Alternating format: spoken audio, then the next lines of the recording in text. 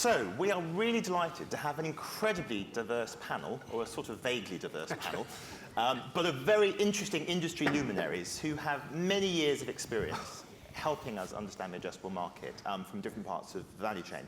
I think our brief for this session is essentially, I think, to take stock of where we are at the end of the decade, both in the US and in Europe, and then have a think about what comes next over the next 5 years. So, to get the ball rolling, Paola, why don't you kick us off?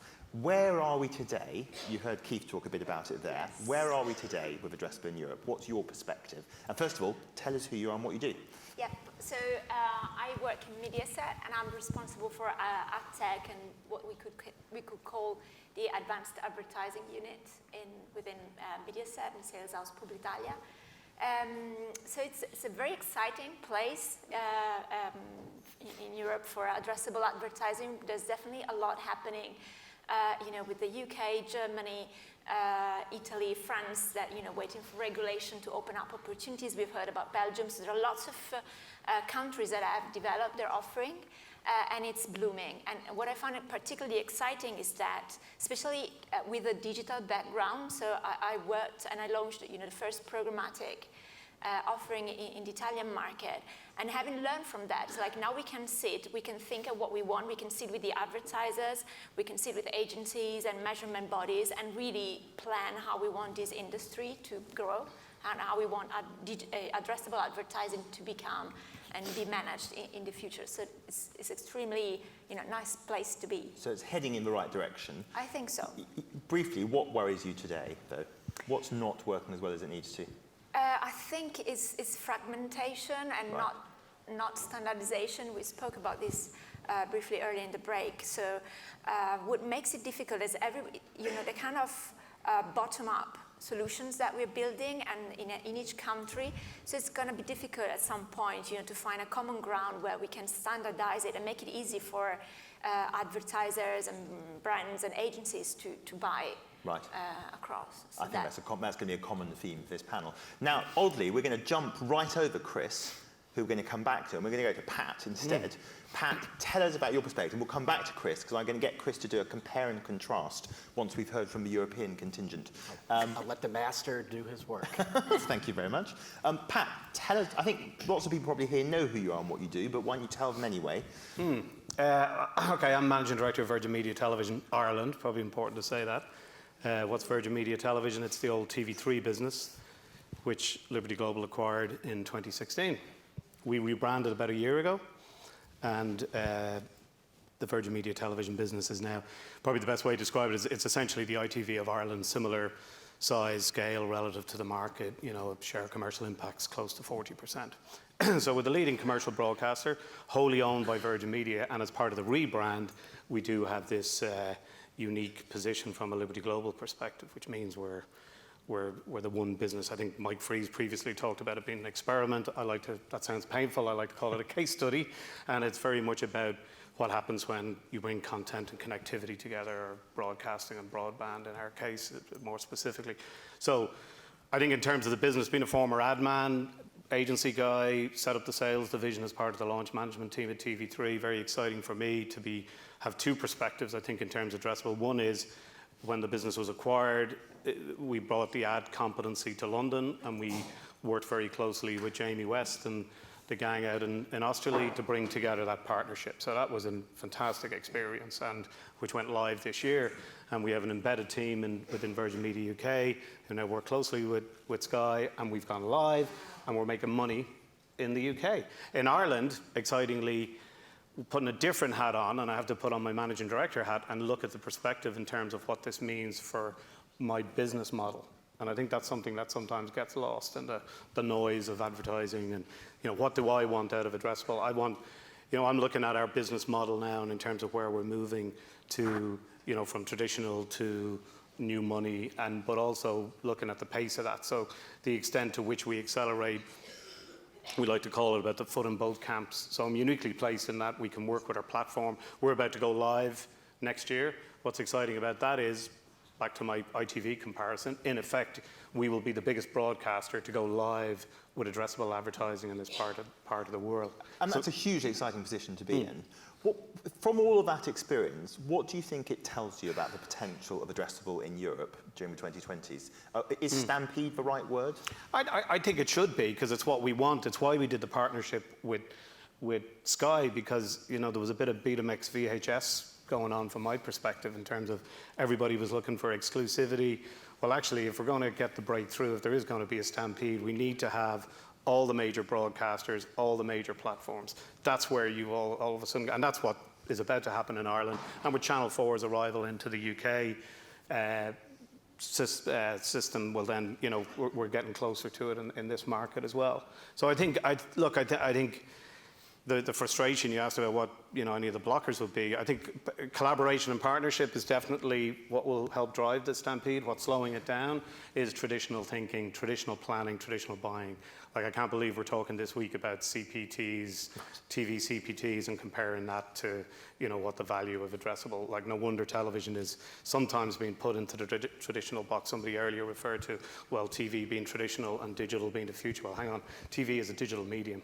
So I think it is a stampede. I think we'll see big breakthroughs when we can deliver in scale. I have said, I see a lot of, your own said it earlier, Jamie would talk about it in Sky, the amount of new to TV advertisers coming in. That's a double-edged sword as far as I'm concerned. I'd like to talk more about how we're taking big blue chip brands and big TV brands and how they're stepping up and using addressable to repatriate some of that lost ad revenue to digital and bring it back to TV where it's at its most powerful. That, to me, has been one of the key themes of today. So that's great. We'll come back to that. Thank you, Pat. Adam, a totally different perspective. Who are you, what do you do, and how excited are you about addressable right now? Hi, John.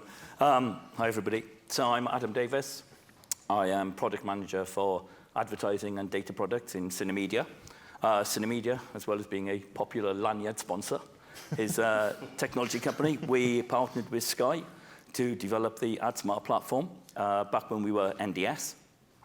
And in fact, I was sitting in the audience at this event 7 years ago as we demonstrated AdSmart for the first time, I think, to this show.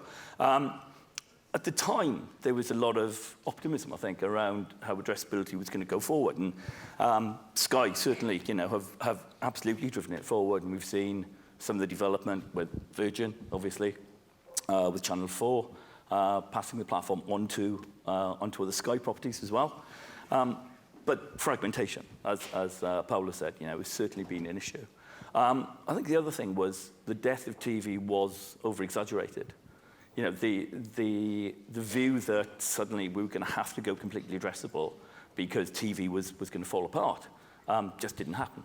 And in fact, what we saw was addressability, and we're all seeing this, right? We're all seeing this with Netflix and Amazon. We're seeing addressability coming into content.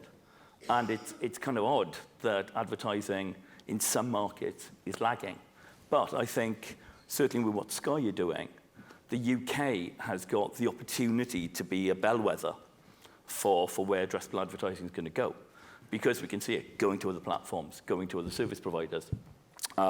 That collaboration starting to happen, certainly with Channel 4 as well, with a terrestrial broadcaster coming online as well. So I think maybe this is the second wave. Right. And it's a more realistic wave this time because the technology vendors, such as us, have actually moved forward, and now we understand the nature of the collaboration that needs to take place between the service provider, the content provider, the agency, and of course the vendor. I think Jerome summed it up nicely when he said that everything in TV takes somewhat longer than you expect it to. Cool, so that's a great perspective from you. Chris, you're over here from over there, soaking up the Euro vibes. Do a quick compare and contrast. I mean, what's your sense of the lay of the land here versus the lay of the land in the US? And first of all, tell us about what Canoe's doing, because you're up to some really cool stuff. Sure. So hello, everyone. Chris Pizzaro, Canoe Ventures. Just a quick background on kind of what we've done over the last 8 years, because I think then it sort of brings it to what's going on in Europe. What we do in the US is essentially a systems integrator, project management office to get advanced advertising to work at scale. So as you may have seen in Keith from Cadent, his slide that he just did, there's multiple tech stacks across multiple cable operators. So some folks have Cadent, some folks have Freewheel, some folks have homegrown, Bruce mentioned, NVIDIA as far as advanced is concerned. So what Canoe does is actually normalize all of that. And then, so there's one consistentness, is that a word? We'll run with it. It's good. There's one consistent footprint that what we do is then turn that power over to the national advertiser. So if you're ABC, NBC, TBS, Turner, whoever that may be, yes, there's the 2-minute local avails that the distributor has. What we do is empower the national programmer on their 80% of the inventory that they have to do cool things. What we've done for the last 8 years is enable dynamic ad insertion on VOD. So if you're Walmart or whoever it may be, you can call up your national programmer, you can book one campaign over 5 or 6 national programmers, and that can run over 38 million homes across Comcast, Cox, Charter, and Frontier.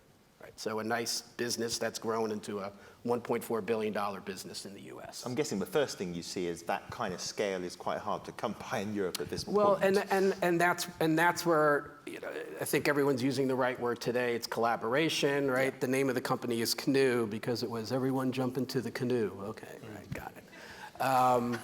And so here we are. But what's nice is, yes, it can. I think that's our point. Is it can be done. And I think one of the other previous presentations said keep it simple, and I think that's a lot of what it is focus on the features and functionalities. So that's the history, and where we are now in the U.S. is to enable addressability over that on VOD and on linear for the national programmers, just not on the local inventory. So you're still, in a sense, in the biggest ad market in the world, you are still piecing it together, and this stuff has been going. When did Canoe start? When did you kick off? Before my time, I think 2008, something like Everything takes longer than you think. Yeah. So yes, there's plenty of good work that's been done, but I think we have the model for cooperation and collaboration, and yeah, when you do that, good things come. I think that's our message being here. But we are paddling in the right direction. Yes. Thank you. I've been waiting to say that. I wanted to move on now, and I wanted to try something slightly different. I've noticed that in many conferences, there's a lot of talk about addressability. I very rarely find people actually defining what they really mean. And I think some of your US peers will often put up slides talking about the different pools. How do you think about the addressable market? What are the different buckets of inventory we're really talking about? Do you have a sort of picture in your head of how the different bits sit? Yeah, so for us, we talk about addressable TV specifically about what, addressability brought on the TV screen and on TV content when it comes to our OTT offering. So it's literally TV content on the digital screens, connected TVs being one of them. And it's irrelevant which screen, it's just as long as it's something that you can... So, well, specifically to us, we are complex because we have to be, because of the size we have in the market, we have to be split into different sales houses, and we have to sell digital and TV separately. But that's, again, it's a regulatory thing, which is another interesting piece to explore when we talk about, the new scenario, connected TVs. But anyway, but otherwise, yes, definition would embrace all the screens with TV content. So it's basically any TV content, whether it's linear or non-linear, on any connected device, and as long as you can target an ad at a household or an individual, or so both? it depends, again, on the device, because if you're talking a TV screen, then you have a household description, so you know how the composition of that household and the family. And then, with content, you might have a better guess who the person in front of the screen is. If you're talking about mobile, that's a personal one, so you can target specific. And Adam, then, from a technologist's point of view, how do you think about the different buckets of addressable? I think it's about context. Actually, when we talk about addressability, we tend to talk a lot about, you're a sci-fi fan or a rugby fan or whatever. And so in that respect, advertising's always been addressable because of, the way that upfronts are traded. You're always targeting some kind of market. But I think to take what Paula said, and I had a bit more to it, which is the device is important, but the context is important as well. If I'm coming to a conference in London, I've got a 45-minute train journey ahead of me. And I know there's a 10-minute dead spot in that train journey. So actually, don't recommend me a 2-hour movie, no matter how big a sci-fi fan I am. Recommend content that's relevant and contextual to the device I am, and actually, a bit more about where I'm going to be using it as well and how I'm going to be engaging with it. So I think bringing in the wider context to how we consume content as viewers, we need to start doing more of that. And it's, again, it's a technical challenge, but that's what vendors are there for, to bring all of that data together and turn it into actionable insight, so that actually you can start delivering something that's going to be relevant to where and when you are. So Pat, from your point of view, you're pretty advanced now in planning your rollout. It's every screen, context is critical. How are you thinking about the different buckets of addressable? So it's similar in terms of it's all connected content. So the beauty of the collaboration and partnership with Sky means it'll be consistent currency. It's AdSmart, by the way. We agreed to de-link the Sky part of the brand, so it's AdSmart is the generic.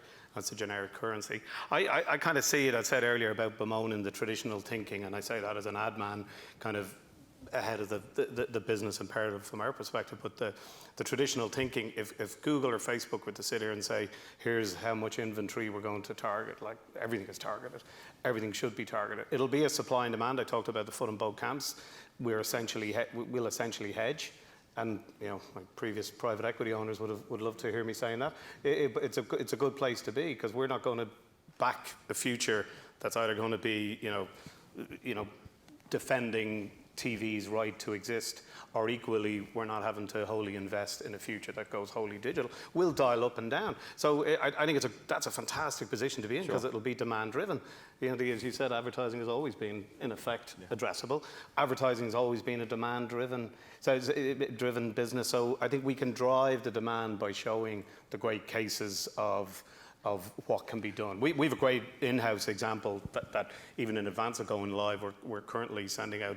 We can serve different advertising stream to our own customers on our box network versus and I'm calling it addressable 1.0 for terms of what we're doing.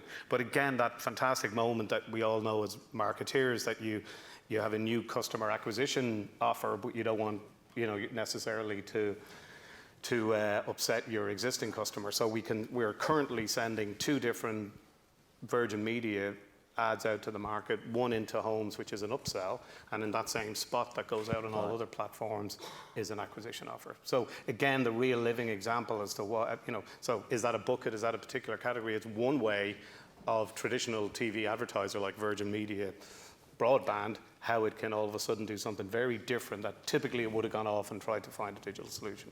Okay, so that's helpful. Chris, Pat mentioned demand there.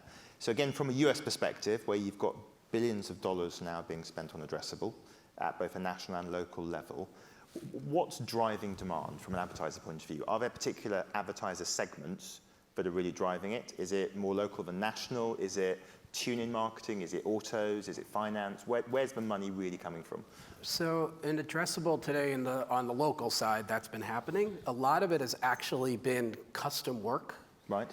And what do you mean by that? Just meaning if you're Charles Schwab or you're Merrill Lynch and you know who your customer is from your database, you maybe want to target to people who are as opposed to I want to reach bike riders. So it's lapsed customers or whatever it might happen to be. Okay. Yeah, and what a lot of those brands say is I've invested in those data sets over on the digital side, so I'm just trying to leverage that for advanced, right? And quite frankly, that may or may not be the right answer, but that's what's happening because brands are just saying, oh, I've got this data set, let me just use it somewhere else. And how different nationally is it?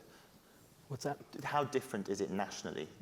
So nationally, we'll find out. I mean, we're literally now getting into the national game, and that's where my prediction is it will actually be more standard segments. And that's where I think there could be collaboration between the US and Europe and the great work that's being done already. And, Greg from Chorus up in Canada, where I do think, like most things, as businesses scale and become more mainstream, people do less custom and more of that sort of work.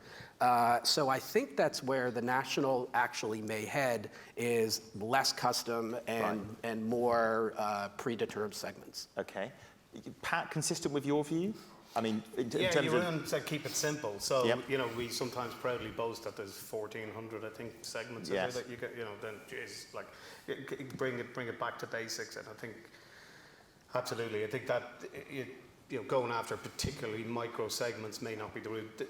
Going after very small advertisers is probably not, for me, for my business, I'm interested in how we can drive, you know, we're a low margin business, every bit of incremental revenue, because we talk about it being low single digit, but low, you know, single digit revenue growth gives me double digit profit increase in a low margin business.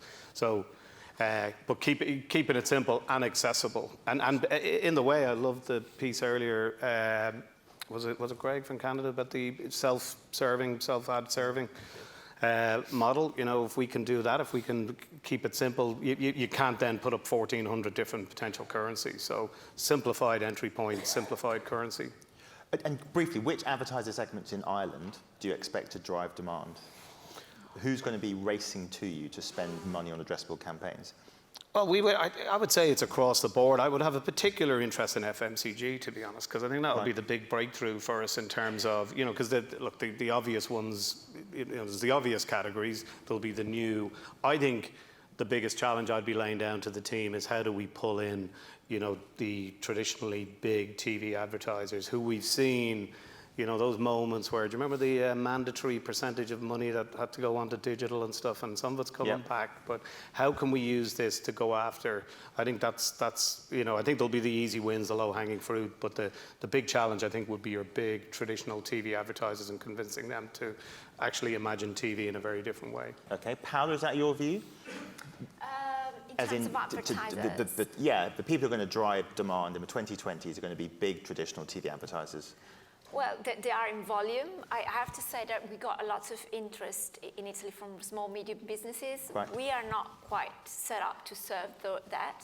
So again, I think you know, the chorus example of the self-serve interface, or what TF1 has done in France with La Box Entreprise and other self-serve tool can help serve all these small, medium businesses. But definitely we're expecting, so we see a lot of interest from automotive, for retailers, FMCG, telcos, so there are lots of big brands. There are, you know, the way we approach it is like, it's an up-and-coming medium. We don't know anything about it, really. We have just started, so they're experimenting with us, and we are, you know, learning how best to use it and where it fits in their communication funnel. Okay. Now, we're roughly halfway through. I feel like we've set the scene. I put together a list of 4 or 5 things that we need to address to really unleash the stampede in the 2020s. I'm going to do them in random order, and let's see if we can figure out what needs to happen in the next couple of years to sort problems out. So problem 1, price. There was a really interesting piece published in DigiDay talking about the UK market. I'm sure lots of people have read it. Summarising brutally, AdSmart and some addressable is very, very expensive from a perspective of some agencies. Do we need to think again about pricing addressable to unleash the stampede? Pat, you're looking sceptical and smiling. How are you going to price? That's an anonymised piece, isn't it? It was entirely anonymised, exactly. Put their name to it, which kind of says a lot, I think.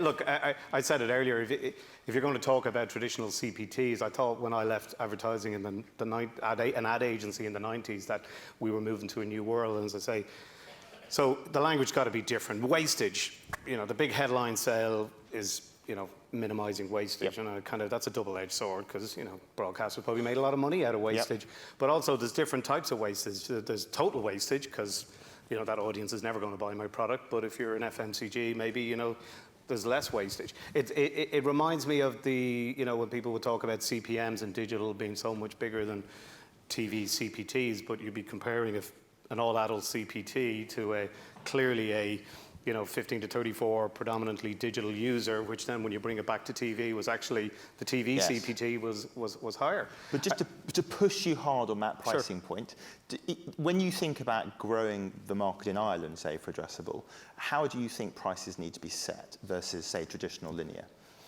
Well, I think you got to come at it from a very, very different perspective, and the way I would put it is, you know, it will be a multiple. You will be paying a multiple. I think Jeroen did it earlier, didn't he? It's like, it's not the price of the CPT, it's the price of the campaign.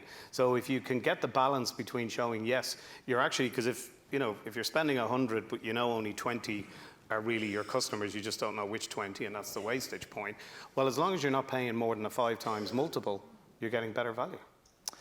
So you sound like you're less concerned about the pricing, pricing being a problem? No. I said it earlier. It is the potential blocker to the acceleration and the stampede because, and I think it's a structural failing as well, because the buying of addressable will inevitably come through the AV or TV buyer infrastructure, who will typically, and I think that's been one of the blocks to getting the progress in this market because of the traditional TV share deal mechanism and stuff like that. It's very difficult to break out of that. So I think what you're saying is that to unleash the stampede, we probably need to think a bit about pricing, but it's not that big a problem.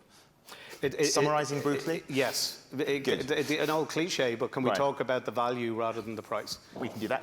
Chris, how do you think in Europe we should think about setting price to maximise the value of the addressable TV market? Yeah, so as the technologist, we're working more on the background, right? So we're leaving the market, all that work to our national programmers to sell within their packages. What we're doing on the back end is, I think it was mentioned before, my distributors have data. They have certain value that they're bringing to this equation, certain investments that they're doing, so they expect some sort of payment for their value, right? So we've got to sort of take that, and then we got on the other end, how are the national programmers going to take that to market?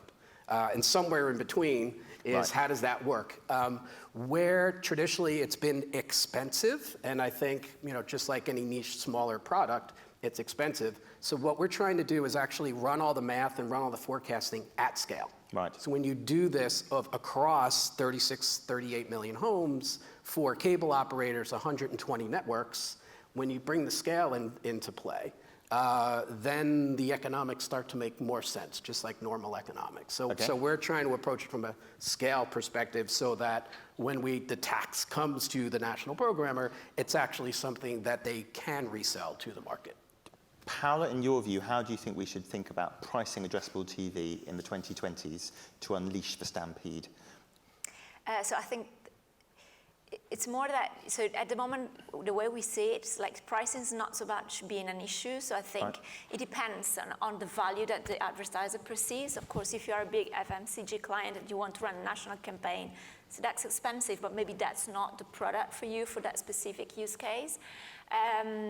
And then, so we don't see that. I think we're going to get more and more into this discussion as we scale. So as, 20% of your media plan is addressable TV, unless the ROI matches what you need, then you're not going to have a price discussion. But I think it's going to depend, as it has happened on TV, according to the advertiser and the use case. So there will be price pressure. 7.5 minutes to go before the audience drown themselves in buckets of alcohol. 3 problems to sort out. Tech. So everyone you talk to, and we've heard it today, talks about a fragmented landscape. Even within sort of standards families like HbbTV, you and I were talking earlier, it's a kind of non-standardized standard. Adam, you've got a technology hat on. What do we need to do in the next 3 years to sort out the fragmentation problem from a platform point of view, from a technology point of view? Easy one to start you. Just give me a minute on that one. There's a couple of things. I think on the pricing question, actually, as a vendor and as vendors, we're going to have to be a lot more flexible in the way that we price, in the way that we engage with the market, because as the rest of the market is trying to figure out what the right model is for their territory, then we have to be able to reflect that. The traditional way that a vendor engages on one price fits all just isn't going to work. So there has to be much more flexibility in the commercial model and working more collaboratively. In terms of platforms, I think, again, going back to 7 years ago, we focused very much on how to get the ads in. The infrastructure and the mechanics of dynamic ad insertion, and splicing and audio and stuff. Actually, it's more about the back end now. There are far, far fewer single channel, single platform delivery service providers out there. Everybody's going multi-screen. So something like HBB, with all respect to it, it's just another platform for us. And as a vendor, we have to give you that simplicity. it is going to be complex. If you want to start tracking users across, or not tracking, but delivering to users across wherever they go, if you're selling and delivering to audience, Right. I've got to simplify that for you. So you can just do it. So it is just a few button clicks. So we need to make sure that we're focusing on where the value is. And that value is going to be on things like cross-channel campaign management, making sure that you can easily access the audience, that you don't have to go to 13 different interfaces. You've got one single pane of glass that you can track it from and, of course, measure it from as well. You know, I was in the VOZ session earlier on where they were talking about a common currency. And again, as a technology vendor, that's an opportunity that we can bring some real value. Okay, Chris, from a sort of tech standardization point of view, given your learnings in the US, do you think we need a European canoe? I do think it would be helpful to have some entity. What we've done in other markets is up in Canada, there's Think TV. Yep. So, you know, the folks up there are leveraging those capabilities. We're working in Latin America with LAMAC, which is a trade organization down there. So I would say, at least on the business end, that folks should leverage the trade organization. So I think, you know, here with Katie and Katie and her group. So, you know, leverage the business-wise and kind of the business can sync. And then certainly, as far as the technology is concerned, sure. I mean, I would recommend some sort of technical integrator. That could be us, that could be, you know, other folks. But cool. Yeah, I think it's kind of two separate things, right? Sure. There's the business issues and then there's the technical issues. Third problem, 3 and a bit minutes left before the alcohol kicks in. Pat, do we need to think about the way that broadcasters and TV platforms, or MVPDs, form relationships to enable addressability? So it's very, very noticeable, obviously, that some of the most advanced deployments are where we have a platform of a sales house like Sky, or a platform and a broadcaster with the same parent company. Do we need to think about what you've learned from enabling addressability in Ireland and try and extend that model to other European markets? Yeah, look, I think it goes Should back Vodafone to buy ITV? Well, I think what we've certainly seen in the AdSmart experience is the power of the platform, that if you have a consistent currency across the platform, and if the broadcaster is embedded in both cases, how quickly you can just turn it on and make it happen.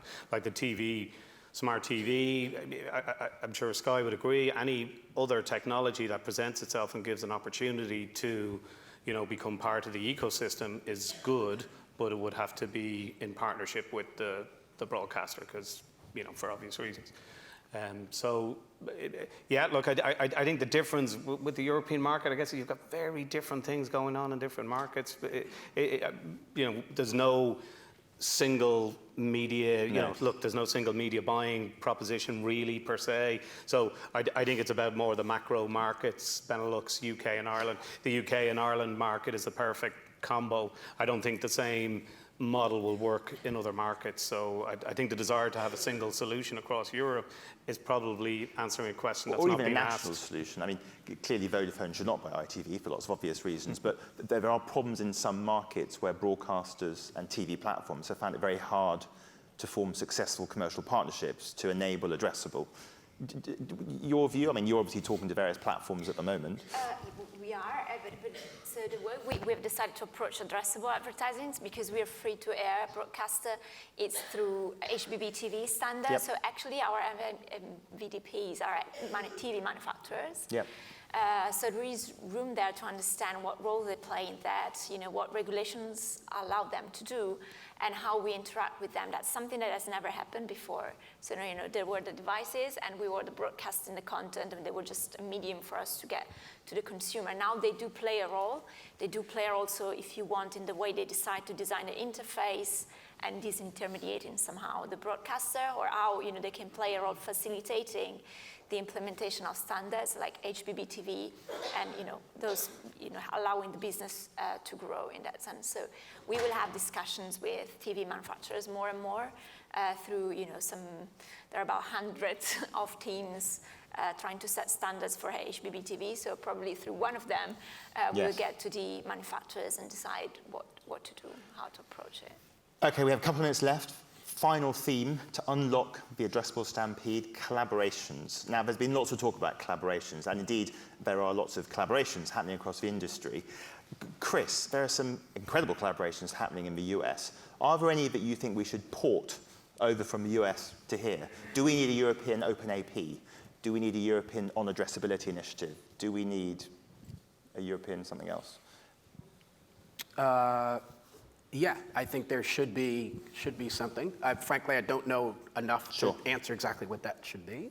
But it seems like, and it may not, I think you said, it may not be every single region, but certainly there may be groups of regions. But yes. Okay, Pat, do you think we have the right collaborations currently in place to unleash the addressable stampede?